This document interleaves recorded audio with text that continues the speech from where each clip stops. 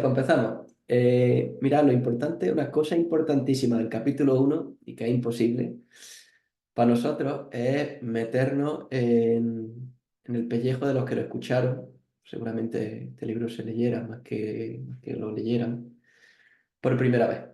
Eso significa dar un salto de más de 3.000 años en el tiempo a una cultura que es muy diferente a la nuestra, en un contexto muy diferente, que es básicamente la cultura mesopotámica, la de actual Irán, que era la mayor influencia cultural junto con Egipto de la zona en la que se desarrolla pues toda la historia bíblica, básicamente.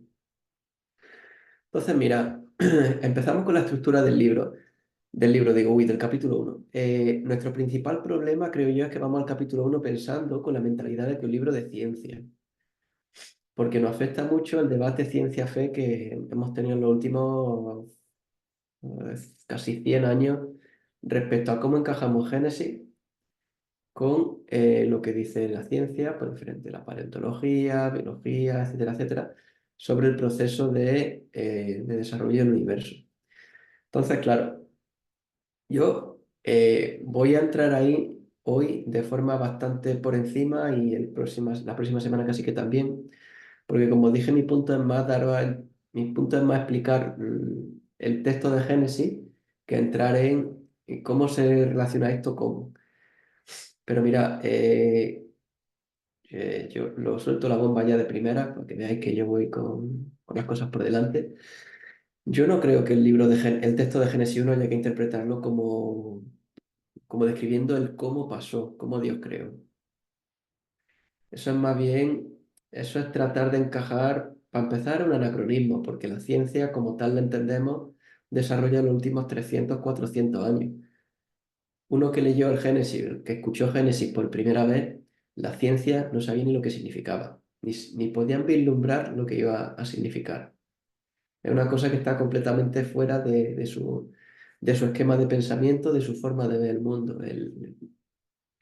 No solo el método científico, sino la sola idea de la enorme cantidad de años que se manejan para pues, la teoría del Big Bang y demás, ¿vale? ¿Por qué digo esto? Porque yo pienso que el texto de Génesis, no soy el único que lo piensa, también os lo digo, hay que verlo como en su contexto mesopotámico. Y en su contexto mesopotámico hay una serie de cosas que destacan. La primera es que un texto que ya ha destacado Benjamín es muy estructurado. Hay una serie de estructuras que se van repitiendo. Ese dijo Dios aparece continuamente, se divide la creación en 6 días. Luego veremos un poco lo de los 6 días, lo de los días. Pero cada día, pues, Dios dice algo. Lo que dice Dios es que sea lo que sea, que es lo que se va a crear ese día, luego se describe lo que Dios ha dicho, pues ha pasado, y hubo lo que sea. Dijo Dios sea la luz, y hubo la luz. Dijo Dios sea el cielo, y fue el cielo. Luego hay una evaluación siempre, Dios vio que era bueno lo que había creado, y Dios bendice. Se van bendiciendo y luego se mencionan los días. Fue la tarde y la mañana, el día primero, segundo, y así sucesivamente. La estructura veréis que no es fija, los elementos algunos están en algunos momentos, en otros días no aparecen, más o menos se mantienen. Entonces, claro, el problema aquí viene con que es un día, si vamos con la mentalidad, como digo antes, de relacionar Génesis con la ciencia. Por un lado está lo que sería la posición de creacionismo de Tierra Joven, que dice que los 6 días fueron 6 días. Y entonces, pues, todo lo que sería la teoría de la edad de la Tierra de miles de millones de años está equivocadísima y ya está. Esa sería, digamos, una solución bastante literalista al problema. Otra viene a que das cuenta que lo que hace es poner, o sea, considera que Génesis es un texto científico y lo pone pues, por encima de la ciencia. Luego está la postura de la Tierra Vieja, que considera que cuando, basándose sobre todo en las referencias que hay en Salmo y en Isaías, a que la palabra para día se puede usar también para un periodo de tiempo, pues vienen a decir que, bueno, que los días pues, podrían ser periodos de tiempo arbitrariamente largos y que por tanto sería una forma de encajar el texto de Génesis con lo que dice pues, la ciencia. De nuevo, se parte de la base de que el texto de Génesis se tiene que entender, o es un texto que se debe entender con las lentes, con las gafas de un científico, y este pues busca ser más conciliador. Problema que tiene es doble, desde el punto, bueno, triple básicamente. El primero es que La palabra día, si bien es cierto que se puede usar para periodos de tiempo arbitrariamente largos, normalmente en la Biblia siempre aparece con el significado de periodo de 24 horas, como lo entendemos nosotros. El segundo punto es que, aunque una teoría que trata de ser conciliadora, no termina de conciliar del todo, porque en el día 3 se crean los árboles, en el día 4 el sol. Y como bien sabéis, pues las plantas necesitan la fotosíntesis para crecer, entonces genera un problema. Cómo Dios crea las plantas y luego lo que le da de comer se crea después, probablemente con muchos millones de años de por medio. Además de que el orden no encajaría con la teoría científica que hay actualmente vigente. Entonces, claro, es una teoría que si bien trata, como digo, de ser conciliadora, tiene sus problemas. Yo pienso, como digo, no solo yo, los comentaristas que estuve consultando para elaborar este trabajo de Génesis, son casi todo en inglés, Hamilton, Wenham, Kirchner, consideran que es un error, yo también lo considero, acercarse al Génesis con la mentalidad científica de decir esto tiene que ser como un texto de paleontología. No lo es. El libro de Génesis no es un libro de paleontología, no es un texto científico sobre la física del desarrollo del universo. ¿Por qué? Pues simplemente porque das cuenta que en esos momentos no tenía las herramientas que nosotros tenemos para estudiar el pasado. No tenían ese conocimiento, entonces para ellos directamente no era algo que estuviera ahí. Entonces, antes de pensar de que la Biblia se equivoca, yo pienso que la Biblia es inerrante, no se equivoca. No se equivoca, pero hay que entender lo que entendieron los lectores originales. Y los lectores originales ni por la cabeza se le hubiera pasado pensar que el universo podía tener miles de millones de años o de que la Tierra, el Sol fuera una bola gaseosa que está ardiendo a 150 millones de kilómetros y cosas que para nosotros hoy son bastante normales. Dicho eso, entonces, hay que entender el texto de Génesis, yo creo, de otra manera, y es lo que se llama la estructura literaria. Mira, si os dais cuenta, está estructurado en forma de semana, de 7 días. No es casual. Hay 3 días en los que Dios crea cosas, 3 días en los que Dios crea otras y un día en el que Dios descansa. Equivale a nuestra semana. Lo curioso es que la relación entre los 3 primeros días y los 3 segundos existe ya bastante clara, ya bastante... O sea, una vez que uno se lo plantea, yo esta teoría no la conocía hasta que la estudié, parece tan evidente. Y es que los primeros días Dios crea la forma y los segundos días da contenido. ¿Qué significa esto? Día 1 Dios crea la luz y la oscuridad. Y el equivalente, en el día 4 que sería como el pareado que he dibujado aquí, tenéis los días por pares, los días 1 de 3 arriba, 4 5 y 6 abajo. El equivalente al día 1 digamos, sería el día 4. ¿Qué crea Dios en el día 4? El sol, la luna y las estrellas. ¿Con qué tienen que ver? Con la luz y la oscuridad. O sea, primero Dios crea lo general y luego crea, por así decirlo, el contenido. En el día 2 y 3 todavía más claro, porque en el día 2 ¿qué hace Dios? Separa el cielo y el mar. ¿Y qué crea en el día 5? Los animales. ¿Pero qué animales? Los del mar y los del cielo. Qué cosa curiosa. Día 2 Dios crea, digamos, la forma. Día 5 la plenitud, el contenido, lo que va en el mar y en los cielos. Día 3 Dios crea la tierra y la vegetación. Día 6 que crea los animales de la tierra y el ser humano que vive en la tierra. ¿Te das cuenta que una estructura, una teoría, como digo, la teoría literaria, para mí es la que tiene más sentido porque sencillamente el texto de Génesis, como veremos ahora después, su propósito principal no es explicarnos cómo surgió el universo desde un punto de vista científico, o sea, cómo Dios hizo el universo. Es más bien defender otras cosas, entre ellas que Dios creó el universo. No tanto importándole el cómo, que es lo que nosotros, por nuestra cultura, que es bastante científica, tendemos a ir siempre mirando. ¿Vale? Yo simplemente digo eso para que lo tengáis un poco en mente. Mira, como he dicho antes, hay que ver el texto en su contexto. Mira, una cosa detallosa que comento, el texto de Génesis hay quien lo ha traducido como poesía. Realmente no es poesía porque en hebreo, si os vais al libro de Salmos, la poesía se caracteriza en hebreo por paralelismo, porque en vez de rimar palabras, como sería la poesía en español, riman la idea. Aquí no hay esos paralelismos, entonces no es poesía, pero tampoco es prosa normal, posiblemente sea una prosa bastante elevada, una prosa fina, vamos a decir. Y el objetivo es bastante claro, es que el Dios a quien Israel adora es el Dios todopoderoso, el que ha creado todo el universo. Y voy por partes. Es el Dios de todo el universo. ¿Por qué? Porque nosotros tenemos muy asumido que Dios hay uno, en tres personas y demás, pero que Dios hay uno. En la época, lo que se estilaba eran las deidades locales, el Dios de aquí, el Dios de allí. Ponerlo en términos de hoy, el Dios de Madrid no sería el mismo Dios de Barcelona. O sea, en Madrid hay un Dios que es el que tiene su, digamos, su área de influencia, y una vez que uno pues ya pasa a Guadalajara, ahí hay otro, y en Barcelona evidentemente hay otro.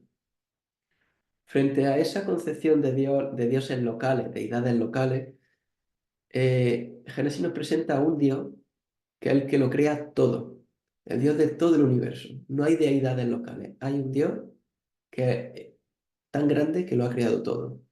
También nos recuerda nuestro lugar dentro del universo. Frente a Dios somos nada, porque yo digo sea la luz y la luz no se hace. Hay unas diferencias que no son ya de grado, son de clase. Dios es muy diferente a lo que puedo ser yo. Frente a la magnitud de Dios nosotros somos nada. Y sorprendentemente Dios nos pone sus propósitos. Ya desde el mismo principio veremos en la próxima clase cómo el relato de la creación para cuando se está creando al hombre se le da mucho énfasis. El hombre es la joya de la creación, el ser humano, y luego los relatos de los patriarcas, pues ya qué decir. Los relatos patriarcales nos muestran que Dios pone mucho interés en las personas. Entonces, claro, esta doble dimensión de la relación de Dios con el hombre es tremenda hasta a lo largo de toda la Biblia y desde el mismo primer capítulo se va enfatizando. Dios es muy diferente al ser humano, no es uno como nosotros. Es grande, tremendamente grande. Y eso hace que sea tremendamente sorprendente el tremendo cuidado e interés que Dios tiene en cada uno de nosotros. Minimizamos a Dios, comenté la semana pasada, cuando le quitamos su grandeza y pensamos que a Dios no le importamos. Sí que le importamos. Es sorprendente, pero es así. Y como digo, en su contexto, Génesis tenía un propósito polémico. Polémico, ¿por qué? Porque frente a los relatos de la creación de la época, que ahora os comentaré un poquito algunos detalles, el texto de Génesis enfatiza que solo hay un Dios, que es universal y que encima no tiene absolutamente ninguna competencia. Y este es para mí el principal propósito del libro de Génesis. Cuando nosotros vamos al libro de Génesis, nuestro relato de la creación, entre comillas, sería pues las teorías sobre, sobre cómo el universo llegó a ser y cómo la Tierra es como es ahora mismo. ¿Sabéis? El tema del Big Bang, los miles de millones de años que pasaron y tal. Esos son nuestros relatos en nuestra cultura del universo, pero en la época eran muy diferentes. Concretamente, el principal relato, por si lo queréis buscar luego, se llama Enuma Elish, el relato sumerio, bueno, acadio, de la creación. Y fijaos qué cosas tan curiosas tiene ese relato de la creación, bueno, ese y otro, que es el sumerio, y cómo el libro de Génesis, en este primer relato, se va dirigiendo a ellos. Este es el propósito polémico, ¿vale? Polémico se refiere a que va contra los relatos de la creación de la época. Mira,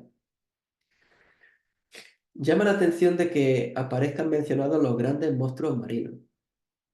No sé si Daniel iba por preguntar si eso eran los dinosaurios, que es lo que alguno ha tratado de ver ahí. Yo más que ver los dinosaurios, prefiero ver que los grandes monstruos marinos aparecen en la mitología cananea como unos rivales que los dioses conquistan. Vosotros pensáis que los israelitas eran una nación de tierra, no eran navegantes. El mar les daba susto. Cada vez que iban al mar había problemas. De hecho, el mar en la Biblia suele ser un tema que va asociado al pecado, a monstruos, al dominio del mal. Los israelitas no eran navegantes, les gustaba más la tierra que a lo que nos gusta a los de Jaén, que no tenemos playa. Entonces, claro, ellos pensaban que en el mar pues podría haber grandes monstruos. Y de hecho era parte de la mitología de las naciones vecinas. Los cananeos pensaban que en el mar había grandes monstruos marinos que los dioses conquistaron. O sea, los dioses establecieron su superioridad conquistando o venciendo a los monstruos marinos. Los monstruos marinos, por cierto, aparecen en la Biblia en bastantes sitios. En Isaías se habla de una serpiente, se habla del Leviatán, también aparece en Job, el Behemoth, que también aparece en Job. En Isaías también se habla de una serpiente antigua. Son elementos de la mitología, no quiere decir que la Biblia diga que existan, simplemente se usan como figuras para decir que Dios es más fuerte que cualquiera de ellos. Sería un equivalente a decir hoy, con la mitología, entre comillas, que nosotros arrastráramos, que Dios es más fuerte que Superman. ¿Qué significa? Superman, podemos pensar, es como un superhéroe que es pues, más fuerte, el que más puede, el que todo lo soluciona, el que aparece y se acaban los problemas. Bueno, pues Dios está muy por encima. Sería un poco una imagen, cierto modo, equivalente. Volviendo, ¿por qué aparecen los grandes monstruos marinos creados? Porque está enfatizando de que lo que para otros eran rivales de los dioses tuvieron que luchar contra ellos y derrotarlos. Para Dios no. Para el Dios de la Biblia no son rivales, de hecho son sus criaturas. Son cosas que Él ha creado y por tanto están muy por debajo de Dios en cuanto a lo que representan. ¿Te das cuenta que este detalle que aparentemente nosotros lo vemos y pasamos medio por encima, lo que está es alimentando este propósito polémico? Este es decir, que Dios es más grande que cualquiera de los dioses que pudiera tener cualquier otra cultura de la época. Otro punto en el que el que se muestra este propósito polémico es la creación. La creación, no vemos en ningún momento que haya una lucha entre dioses, que era lo típico en los relatos de la creación de la época. En los relatos de la creación de la época solía haber varios dioses, empezaban a pelearse entre ellos y a consecuencia de esa pelea surgía el mundo y luego surgían pues, una categoría de dioses, porque estaban los dioses que mandaban más y los que mandaban menos. Esto era bastante común, no solo en la mitología sumeria, mesopotámica de la época, también, por ejemplo, en la griega. La mitología griega estaban los titanes y a partir de ahí pues surgen los dioses con los tres principales que serían Zeus, Hades y el tercero que no vi, Poseidón, creo que era el tercero, pero que das cuenta que surge en el medio de un conflicto, hay una lucha entre dioses. En la Biblia no hay lucha entre dioses, hay un Dios que está creando y lo último que vemos en Génesis 1 es guerra, no hay guerra. Otro punto, Dios como crea, no hay unos elaborados conjuros mágicos que era lo típico, por ejemplo, en la cultura egipcia. La- Dios crea, dice, hágase la luz y se hace la luz. No hay un conjuro mágico, un abracadabra, pata de cabra, nada de eso. Dios crea y se hace.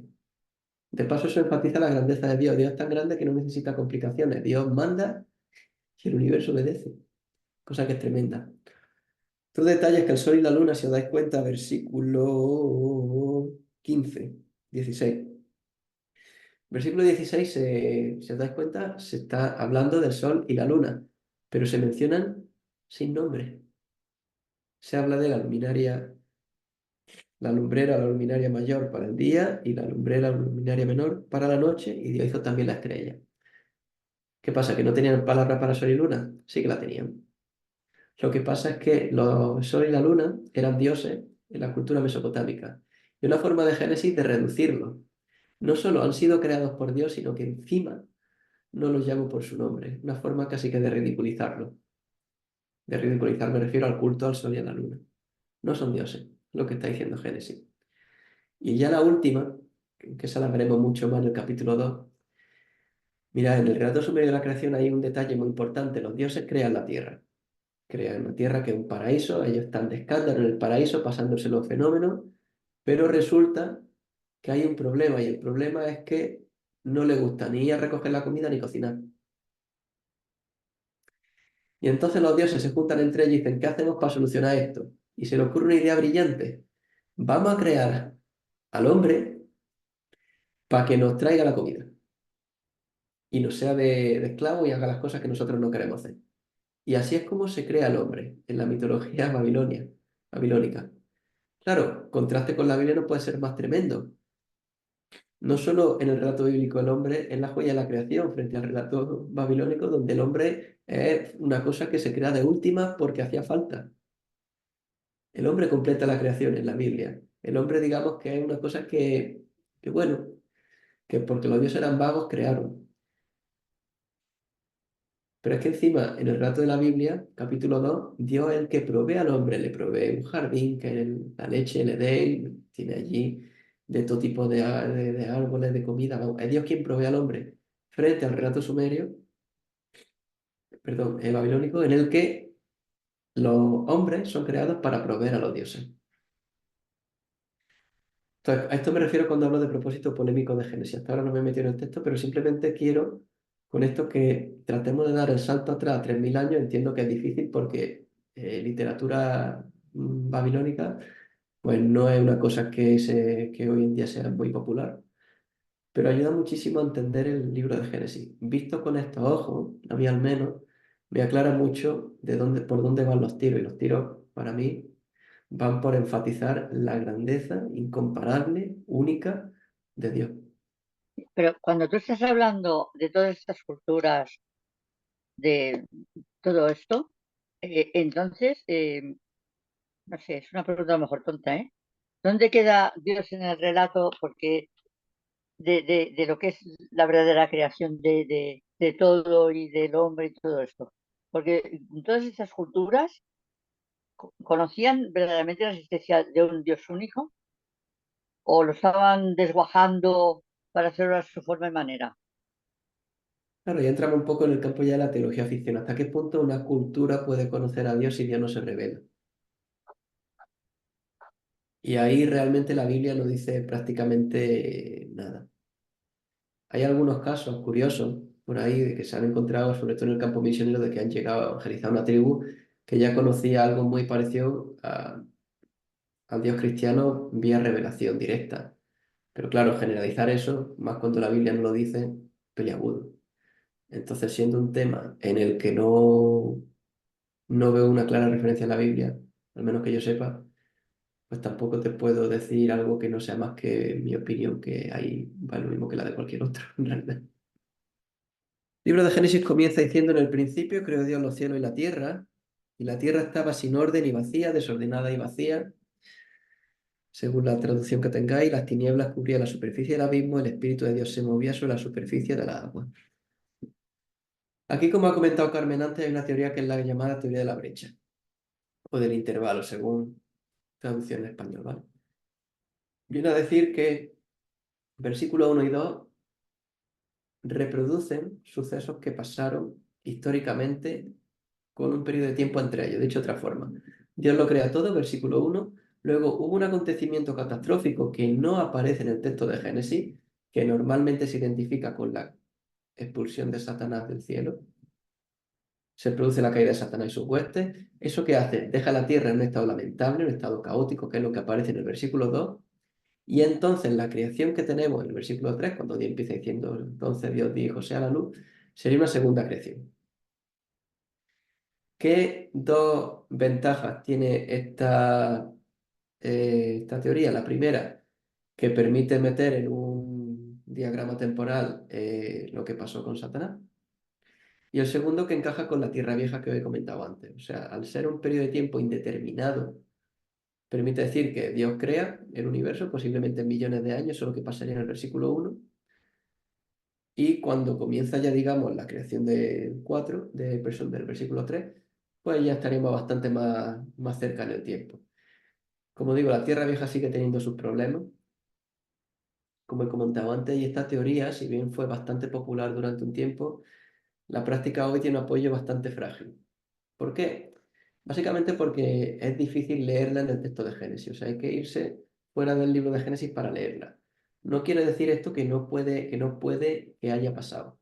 Simplemente que hay una interpretación más estándar, y la interpretación más estándar, que digamos surge de forma más natural del texto, es que simplemente el versículo 1 es un resumen de lo que va a pasar. Está introduciendo el capítulo, el titulillo. En el principio, Dios creó los cielos y la tierra. Y ahora te voy a explicar lo que va a pasar. Pero antes de explicarte cómo Dios crea, te describo un poco el estado inicial. El estado inicial es que lo que teníamos era un caos, un jaleo, y Dios va a empezar a poner orden en ese caos. Claro, para nosotros que venimos de una cultura científica, pensar en creación solemos pensar en crear de la nada. Pero para estas culturas sí que parece ser que la creación para ellos se relaciona más con poner orden en un caos. Entonces, para ellos sería más natural pensar la creación como hay un caos y se pone orden. Como digo, esta teoría, esta forma de interpretar más bien es menos especulativa y sobre todo evita afirmar que en el principio existía Dios y algo más. Si decimos que existía Dios y el caos, podemos tener problemillas teológicos. Por ejemplo, ¿cómo se relacionan Dios y el caos? ¿El caos existe aparte de Dios? Como un segundo Dios, algo que compite contra Dios. Eso iría casi que contra la idea de Génesis, que es mostrar que Dios está por encima de todo y no hay nadie que se le compare. Entonces, yo por eso prefiero entender que aquí, realmente el versículo 2 cuando ve que la tierra estaba sin orden y vacía, pues se refiere precisamente a eso, a que antes de que Dios creara, antes de que Dios se pusiera a poner orden, lo que había era un caos. Y ahora, por la intervención de Dios, viene el orden. Caos que, por cierto, Dios mismo creó. O sea, no sostengo que la creación, o sea, que este caos primigenio, digamos, sea algo aparte de Dios. Pienso que Dios lo creó todo. Dicho de paso, cuando decimos que la Tierra estaba desordenada y vacía, hay que lo relacionar con la teoría que he comentado antes, vuelvo para atrás, esta de los días. Desordenada y vacía sería que los 3 primeros días pusieron forma y los 3 siguientes plenitud. O sea, frente al desorden, primero Dios pone orden, crea luz y oscuridad, crea el cielo y el mar, crea la tierra y las plantas que hay en la tierra, y frente al vacío, pues empieza a poner plenitud, empieza a poner cosas que hay ahí, en la luz y la oscuridad, sol, luna y estrella, en cielo y mar, los animales del cielo y los animales del mar, y en la tierra, pues los animales terrestres y el ser humano. En lo personal, yo que me gusta mucho interpretar el texto con lo que dice en el texto, luego evidentemente traemos teología, traemos el resto del canon, el resto de la Biblia, y lo haré con mucha frecuencia, pero me gusta partir mucho de lo que viene tal cual en el texto. Es un paralelismo que, no se me, que me resulta imposible no ver. Ese desordenada y vacía y como Dios da orden y da plenitud, pone relleno. Entonces, estos serían los 2 primeros versículos. Básicamente está destacando un poco qué es lo que sea, Dios va a hacer. No es lo único. Cuando dice que Dios creó, ese verbo crear, es bara, es un verbo que si en la que hayáis leído un poquito de Génesis os va a sonar, porque es un verbo que se usa mucho. Bara es un verbo que en la Biblia se usa para crear, pero que es muy particular porque es una cosa que solamente hace Dios, un verbo que solo tiene a Dios como sujeto. Dicho de otra forma, bara es una cosa que solo Dios hace. El ser humano puede crear cosas, por ejemplo, el alfarero crea vasijas de barro, pero el verbo que se usa para crear ahí es diferente a bara. Y es interesante porque este verbo para crear no solo aparece en Génesis 1, también aparece en otras partes de la Biblia. Por ejemplo, que alguien me busque Números 16:30 y otro que me busque Isaías 65:17. ¿Qué dice Números 16:30?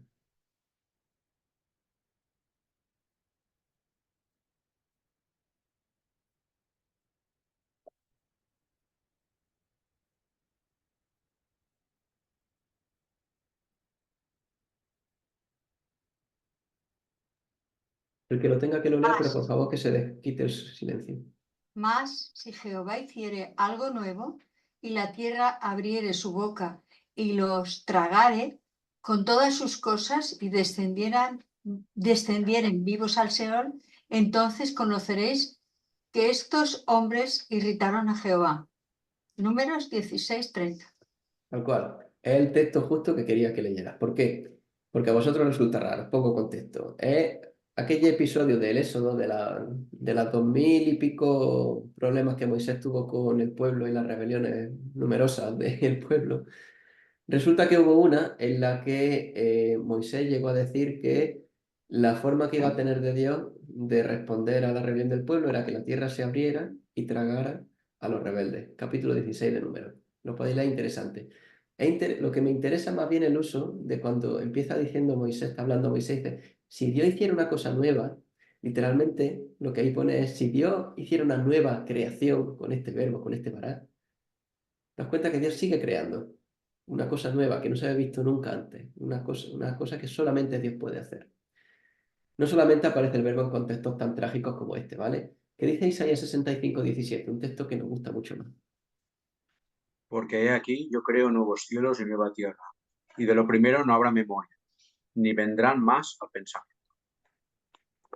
También se relaciona con el nuevo cielo y la nueva tierra que nosotros los cristianos identificamos con la segunda venida y el cielo. Mira, que vará sea un verbo que tiene a Dios como sujeto y que esté fuera de Génesis 1, tiene una aplicación para mí muy práctica. Y es que, mira, nosotros, yo al menos, tendemos a limitar la capacidad de Dios de cambiar situaciones. A veces parece como que el poder creativo de Dios se terminó en Génesis 2. Dios creó el universo, Dios creó todo lo que vemos, Dios hizo maravillas, y en Génesis 2 Dios deja de crear. Y así hasta el día de hoy. Y nosotros estamos en situaciones muy complicadas que Dios no puede cambiar. Mira, no digo que Dios no vayas a cambiar todo lo que yo le pida. No, no es así, gracias a Dios, que Dios no siempre me hace caso.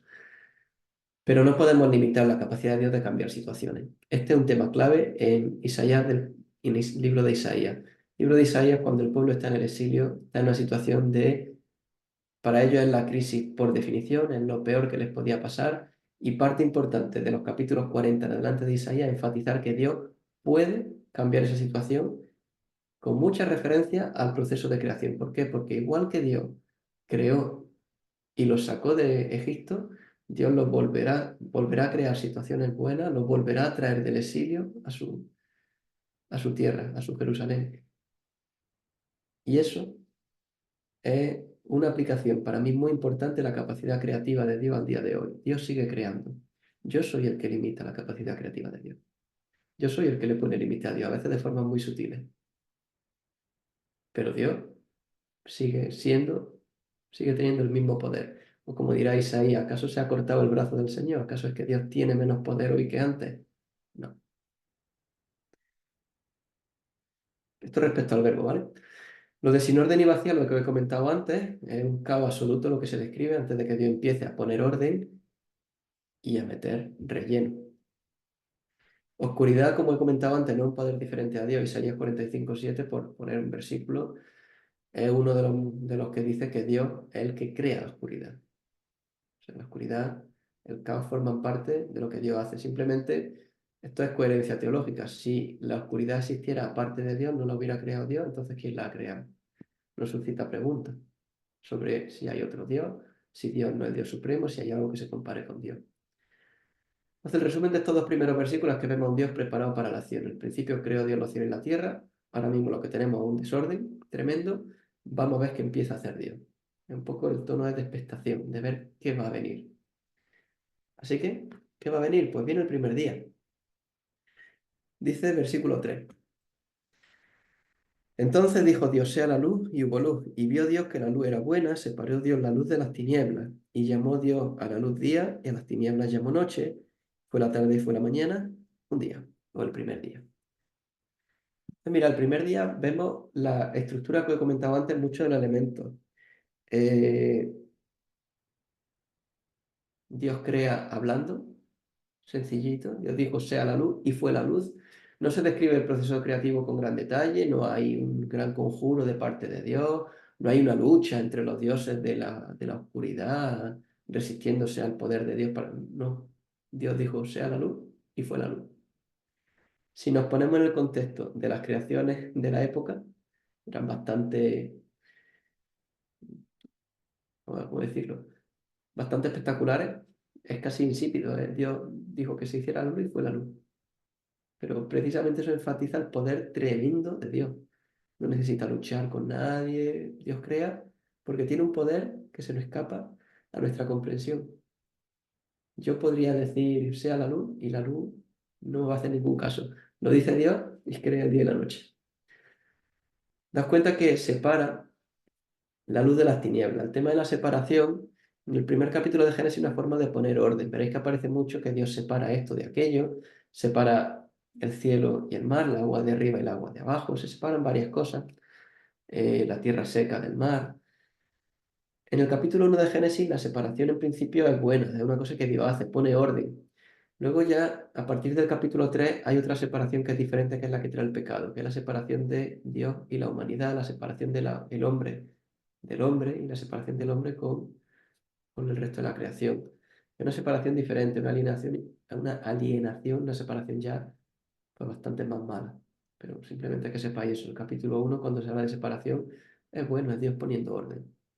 A veces vamos ya con el contexto de la caída y pensamos la separación que produce el pecado. Aquí no hay pecado todavía. ¿Vale? Al menos en el relato de Génesis 1 es Dios solamente creando, no hay pecado, la separación es buena. Como digo, Dios usa su palabra para crear. Para, lo que he dicho antes, el verbo bara, el verbo crear, una cosa que solo Dios hace. y enfatiza su poder. Solamente Dios puede hacer eso. Y aquí tengo una cita de Atkinson, que es un comentarista de Génesis, lo tenéis en el libro de Génesis, el comentario de Génesis que tiene Andamio publicado, que va precisamente en esa línea. Dice que todavía hay otro mensaje de consuelo y esperanza para las personas cuyas experiencias se caracterizan por el caos, la fealdad, el desorden, el vacío caótico. No sé si os pasa a vosotros, a veces la vida es un caos. Y en el mundo en que vivimos, más todavía, porque a veces, entre las prisas, los agobios, uno tiene la impresión a veces de que vive en un desorden. Sigue la cita. Dios llega a la confusión y en ella hace nuevas todas las cosas. Se cierne sobre tu oscuridad y dice, hágase la luz. Pueblo de Dios, levanta tu ánimo. El mismo Dios que creó y que puso orden en el caos lo sigue haciendo. Y de hecho ese tema de poner orden en el caos, si os dais cuenta, es un tema que a veces ponemos en nuestras canciones porque sigue teniendo su sentido para nosotros. Tenemos vidas que a veces se caracterizan por el caos. Bueno, Dios sigue poniendo orden con su gran poder. Y menos mal que lo hace. Y menos mal que lo hace. El primer día. Voy a dar los 3 días de golpe y luego ya paro porque tengáis todas las dudas de golpe, ¿vale? Primer día, Dios crea la luz, la separa las tinieblas. Segundo día, versículo del 6 al 8. Dice, entonces dijo Dios, haya expansión en medio de la agua y separe la agua de la agua. E hizo Dios la expansión y separó las aguas que estaban debajo de la expansión de las aguas que estaban sobre la expansión. Y fue así. Y llamó a Dios a la expansión cielo, y fue la tarde y fue la mañana el segundo día. Si leéis una traducción más o menos literal al hebreo, como la que estoy usando yo, que es la Biblia de la América, la Reina Valera, la Biblia textual, veréis que es un poco liosa por la expansión de la expansión, lo que está por abajo, lo que está por arriba. Definitiva, que está aquí hablando el libro de Génesis, de que Dios separa el cielo del mar. ¿Por qué habla del agua de abajo y la de arriba? Pues muy sencillo, porque das cuenta que en el libro de Génesis, o sea, en la época donde había agua, en el mar había agua, en los ríos había agua, en los lagos había agua, y cuando llueve hay agua, y cuando llueve, ¿de dónde cae el agua? Pues de arriba. Entonces, para que caiga el agua de arriba, arriba tiene que haber agua. Ese razonamiento tan tonto, el que hacía que en la época pues pensaran que arriba agua, abajo agua. Dios separa el cielo del mar, el agua de arriba y el agua de abajo. Como digo, el cielo es una creación más de Dios. Aquí voy destacando un poco el propósito polémico. En el Enuma Elish, el relato de la creación que digo, como digo, acá mesopotámico, el cielo que es parte de una diosa malvada que fue derrotada en la creación. Para crear el mundo, el dios, digamos, bueno, si no recuerdo mal, Marduk, derrota a la diosa mala, si no recuerdo mal, Tiamat, y con su cadáver hace el cielo. Así de violento. Aquí no, aquí Dios es el que crea el cielo. Además, en la mitología cananea, el océano del cielo, las aguas del cielo, está relacionado con Baal. Baal, que es un dios que nos sonará mucho sobre todo en la época de los reyes, era el encargado de que lloviera. ¿Por qué? Porque era el dios del cielo. Era el dios que hacía que lloviera o dejara de llover. Era también el dios de los truenos, porque era el dios del cielo. Con eso en mente hago un pequeño paréntesis. Uno entiende el desafío de Elías. Elías se presenta ante el rey Acab. Rey Acab, recordar, sus dioses eran los fenicios, Baal entre ellos. Baal era probablemente el dios principal. No el único, estaban también otros, estaba Astarte y demás, pero bueno, Baal era uno de ellos. Elías se presenta ante el rey Acab, que adora a Baal, y le dice, en 3 años no va a llover, hasta que yo lo diga, y desaparece de la escena. A veces perdemos de vista el hecho de que al rey Acab aquello le tuvo que sonar a broma pesada porque Baal, entre otras cosas, era el encargado de la lluvia. Cuando vio que empezó a dejar de llover, igual ya se lo empezó a tomar más en serio. Y luego, ¿cómo se pone fin a esa sequía? Una confrontación en el Monte Carmelo, en el que Elías, frente a 450, 900, frente a un porrón de profetas de Baal, les dice, vamos a hacer una cosa. Vamos a montar aquí 2 sacrificios. El Dios que haga que llueva fuego del cielo es el Dios guay. Y ellos dicen que claro, ¿por qué? Porque Baal, además de ser el especialista en agua, en lluvia, el especialista en trueno. Se ve que no habían aprendido mucho de la experiencia de que Baal y el agua, pues regular, y Baal y los truenos, pues también salió regular. Sabéis cómo termina la historia, pero da cuenta el doble reto que Elías le está poniendo a Baal. Uno, Baal, decís que es el dios del agua, de la lluvia. Bueno, no va a llover en 3 años. 2, Baal decís que es el dios de los truenos. Bueno, aquí va a tener oportunidad durante todo el día de hacer que caiga un trueno y encienda el sacrificio. Elías se reía de Baal, le decía que igual estaba de viaje, estaba lejos, igual no le escuchaba, estaba medio sordo. Y en definitiva, cuando Elías dice, Dios, Jehová, va a hacer que pasen cosas, pasan cosas. Cae fuego del cielo y empieza a llover.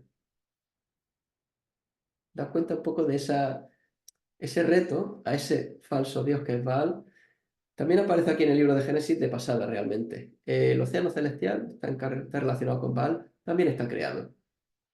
Una forma indirecta de decir que Baal, para empezar, no existe, Dios es el que creó el cielo, y si existiera sería un subalterno de Dios, o sea que aquí el que manda es Dios. Y digo si existiera porque realmente el Antiguo Testamento se encarga de decir por activa y por pasiva que Dios hay uno y es Dios, y punto. Los demás son falsos dioses. Como digo, el segundo día. El primero Dios crea la luz, la oscuridad, el día y la noche. Segundo día, Dios crea el cielo y el mar. Tercer día, versículos 9 al 13, dice lo siguiente. Entonces dijo Dios, júntense en un lugar las aguas que están debajo de los cielos y que aparezca lo seco. Y fue así. Y llamó y dio a lo seco tierra y al conjunto de las aguas llamó mares. Y vio Dios que era bueno, y dijo Dios, produzca la tierra vegetación, hierbas que den semilla y árboles frutales que den frutos sobre la tierra, según su género, con su semilla en él. Y fue así. Y produjo la tierra vegetación, hierbas que dan semilla según su género, y árboles que dan fruto con su semilla en él, según su género. Y vio Dios que era bueno, y fue la tarde y fue la mañana, el tercer día. El día 3 ya hay un pequeño cambio. Día 1 y día 2 ha habido una obra creativa, día 3 hay dos. Por un lado, Dios crea la tierra seca. Das cuenta que día 2 se ha creado la agua de arriba, el cielo, el agua de abajo, el mar. Día 3 lo que Dios dice es que el mar se retire y aparezca la tierra seca. Esa es la primera obra creativa, Dios le pone límite al mar. Es interesante, interesante. ¿Tenéis por ahí Jeremías 5:22? ¿Alguien lo puede leer? No me temeréis a mí, dice Yahvé, no temblaréis ante mi presencia, yo que pongo la arena como límite al mar, estatuto perpetuo que no puede traspasar, aunque se agiten sus olas, no pueden prevalecer, aunque rujan sus olas, no lo traspasan. Das cuenta de que en el contexto de Jeremías, Dios está hablándole a un pueblo rebelde, cabezón, y para hablar del poder de Dios, fijaos qué figura elige, fijaos qué comparación elige Jeremías. Dice que Dios, bueno, Dios dice a través de Jeremías, mejor dicho, que Dios el que le puso límite al mar. Y ese es su gran poder, eso es parte de su gran poder. Dios dijo al mar, hasta aquí llega, y el mar de ahí no pasa. Como digo, para los israelitas, que eran un pueblo de tierra, eso era una muestra tremenda. El mar para ellos era un lugar de problemas, de lo misterioso, era terra incógnita, de grandes monstruos en su imaginario. Dios es el que le pone límite. Dios está por encima. Dios pone el orden en la creación. Al mar Dios le dice hasta aquí y hasta aquí. Y es lo que enfatiza Jeremías. De nuevo se está enfatizando el poder de Dios. ¿Te das cuenta? De cómo. Porque un detalle de este texto de la creación es que es un texto cortito. De las muchas cosas que Dios podría habernos puesto en el relato de la creación, nos puso bastante pocas. Nos puso en definitiva poco más de 30 versículos. Entonces, normalmente los detalles cuentan. Otro detalle que cuenta es la vegetación. Das cuenta que no solamente se enfatiza que Dios crea la vegetación, sino que crea también la forma que tienen las plantas de reproducirse. Habla de semilla. Esto para nosotros parece evidente, ¿no? Crear las plantas, pues crea la reproducción de las plantas. En la época es que resulta que en la tierra de Canaán había, bueno, y no solo en la tierra de Canaán, había un culto muy fuerte a la fertilidad. Los dioses, había que hacer sacrificio a los dioses para que la fertilidad funcionara, no solo, o sea, para que el campo diera cosecha, para que los animales tuvieran ganado, para que las personas tuvieran hijos.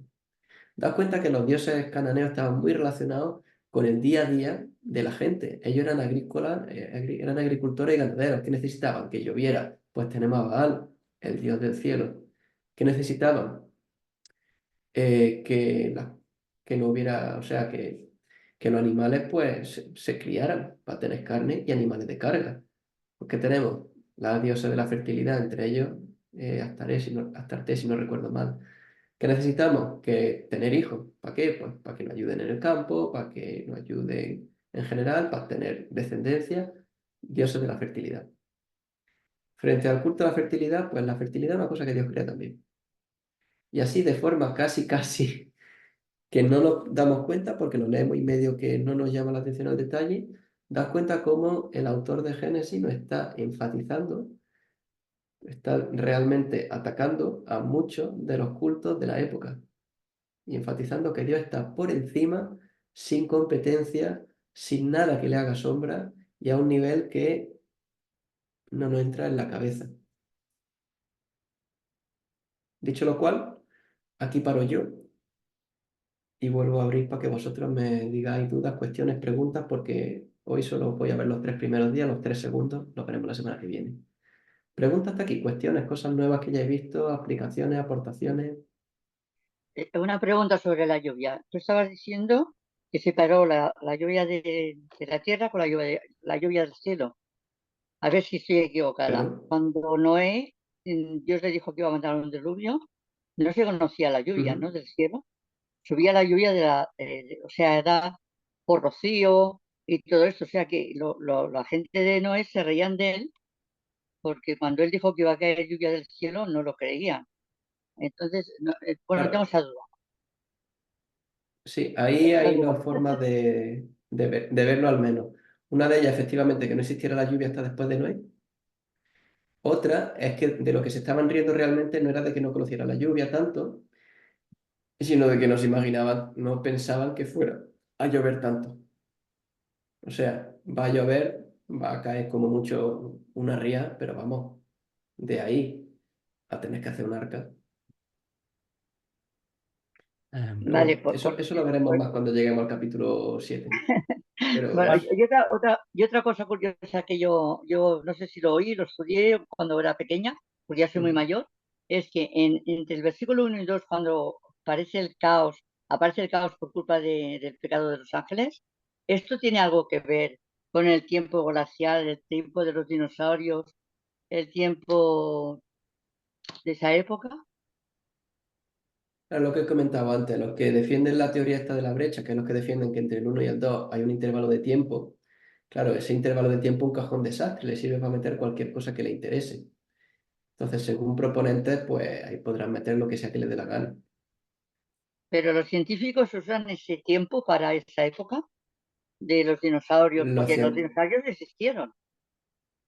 Sí, sí, los ¿O no? dinosaurios existieron, pero en las épocas glaciales, para empezar, había varias. No solamente, o sea, hubo varias. La última, de hecho, fue ya sin dinosaurio en la Tierra. Era una pregunta curiosa, pero gracias.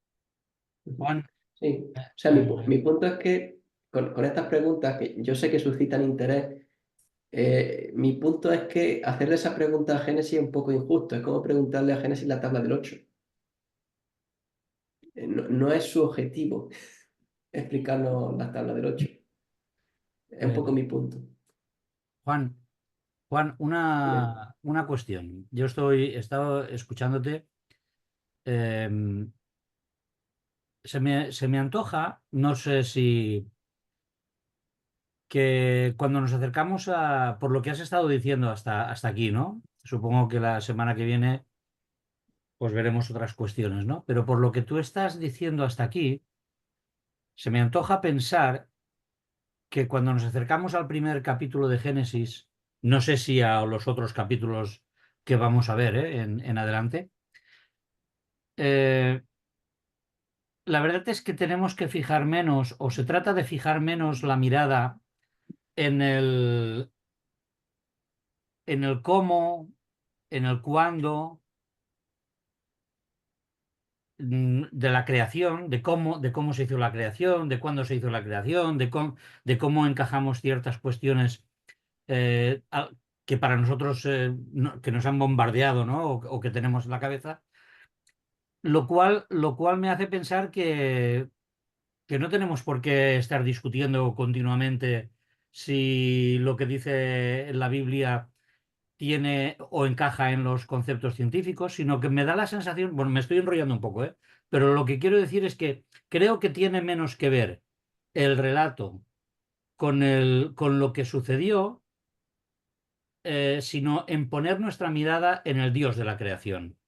En eso que decimos siempre al principio, cuando hablamos de estos temas, siempre decimos, al final lo que importa es que Génesis empieza diciendo, en el principio creó Dios los cielos y la tierra. Y me da la sensación, por lo que tú estás explicando, no sé si yo lo he entendido correctamente, que lo que pretende Génesis es hablarnos más de Dios y menos del proceso de las cosas, en este capítulo, ¿eh? Nos pretende explicar a ese Dios diferente, a ese Dios poderoso, a ese Dios de orden, a ese Dios que tiene un objetivo, supongo que cuando lleguemos al ser humano lo podremos ver de otra manera. Bueno, no sé, no me enrollo más. O sea, que nos hace poner más la mirada en Dios que en esta tierra que tenemos, que es el hábitat que Él ha preparado perfecto, ¿no? Quizá también tiene que ver con esto, con el amor de Dios hacia sus criaturas a las que les prepara una habitación correcta. Bueno, hacernos mirar más a Dios, vamos. Pensad que en definitiva el objetivo de la Biblia, yo que soy cristiano y que voy a la Biblia, no como un objeto de estudio, digamos, eh, como cualquier otro libro. Yo veo la Biblia con el convencimiento de que aquí está la revelación de Dios. Entonces, claro, para mí el objetivo principal de la Biblia, según su autor, que es Dios, es darse a conocer. La Biblia habla de Dios. Entonces, claro, va un poco en línea de lo que tú has comentado, efectivamente. Mi problema con esta aproximación, digamos, científica al texto de Génesis, de tratar de compararla con... Es que yo creo, para empezar, lo veo totalmente anacrónica. O sea, el que está totalmente fuera del contexto en el que se escribió el libro de Génesis. Y lo que me da, o sea, me da coraje por dos motivos. Motivo número uno, porque a veces parece que podemos contraponer la Biblia con la ciencia. Y yo como saco aquí el lado científico, Dios, la Biblia es la revelación especial de Dios, pero luego tenemos la creación que es la revelación general. El mismo Dios que creó las leyes físicas no se va a contradecir la Biblia. Vamos. Es una opinión que no se lo tengo yo, lo han compartido bastantes científicos cristianos a lo largo de la historia y gente muy, muy, muy, muy buena a nivel científico. Entonces, ese conflicto entre ciencia y fe muchas veces me da la impresión de que ha sido una trampa en la que nos hemos dejado meter. Al menos en el primer capítulo de Génesis, porque no es el enfoque del primer capítulo. Y segundo, me parece que es un error porque nos ciega un poco a ver que lo que realmente, lo que nos debería importar mucho es qué trata de comunicar Génesis a la gente que lo leyó, lo escuchó por primera vez, y a partir de ahí podemos entender nosotros muchas de las cosas, muchos de los detalles que van por el texto y de sus implicaciones y aplicaciones, claro, porque primer paso para aplicárnoslo al día de hoy es entender lo que significó en su momento. Pero eso pasa con toda la Biblia. También es cierto que tengo que decir una cosa. El texto de Génesis, cuando se descubren los primeros fósiles de dinosaurios, se hablan de etapas de millones de años, es muy difícil de interpretar porque, claro, ¿cómo encaja eso con la ciencia? El problema es que en ese momento los estudios en lo que es Medio Oriente, los estudios literarios, estaban muy poco avanzados, apenas se conocían los relatos de la creación, no se conocían los relatos de la creación babilonio. Cuando se conocieron, y ya podemos entender mejor en qué contexto se da Génesis, pues ya podemos verlo de una forma que para mí es mucho más correcta, viéndolo en relación a su contexto. Y en relación a su contexto lo que está enfatizando, para mí clarísimamente, además, es que Dios es uno, todopoderoso y sin competencia. ¿Más preguntas, cuestiones, dudas, aportaciones, aplicaciones? Yo tenía, bueno, va un poco relacionado lo que estás diciendo. Me apoyo en lo que Benjamín ha dicho. Lo que tú has dicho también, enfatizas en el poder de Dios. Pero claro, es muy bueno aprender que ha habido cataclismos donde anteriormente ha habido esos monstruos o dinosaurios, porque yo tenía ahí también una brecha, porque cuando se hablaba de ello yo quería eludir el hecho de que existieron ahora no tengo que eludirlo. Ahora apoyaré mi forma de entender la palabra en el poder de Dios y cómo lo hizo. Pero claro, ahora Ujú. sí, antes no. Me alegro mucho de poder llegar a esa conclusión. Yo sé quién es Dios y Ujú. sé lo que hace Dios y sé que nos ama de una forma personal, no solamente a nivel, como se diría ahora, a nivel global, sino forma personal. Y claro, esto a mí a veces, bueno, eludía el tema, porque no llegaba a entender Ujú. bien. Ahora sí, ahora muchas gracias, porque hoy por primera vez bien claro lo he tenido. Ha habido cataclismos y con lo cual ha habido una nueva creación. Muchas gracias. Bueno, yo Bueno, o sea, lo una que veo, teoría, como digo. Lo que sí os quiero comentar un detallillo es que traté de poneros en el pellejo, como digo, de los que por primera vez escucharon esto. Vosotros pensáis que uno llega a la playa y se encuentra un cadáver de una ballena varada, que suele pasar de vez en cuando. Imaginaos el susto que le tiene que dar a una persona ver semejante bicho que ha salido del mar. Entonces, claro, en base a eso es normal que los israelitas, bueno, y la gente de la época en general, para ellos el mar fuera súper desconocido, y de hecho para nosotros lo sigue siendo. El mar profundo es súper desconocido, aún para nosotros con toda la tecnología que tenemos. O sea, simplemente porque os dais cuenta de que nosotros vamos con nuestras gafas de la cultura de hoy, siglo XXI, pero hay cosas que hace 3000 años eran muy diferentes, hay cosas que hace 500 años eran impensables, así que imaginaos hace 3000. He interrumpido a alguien, no sé a quién, perdón.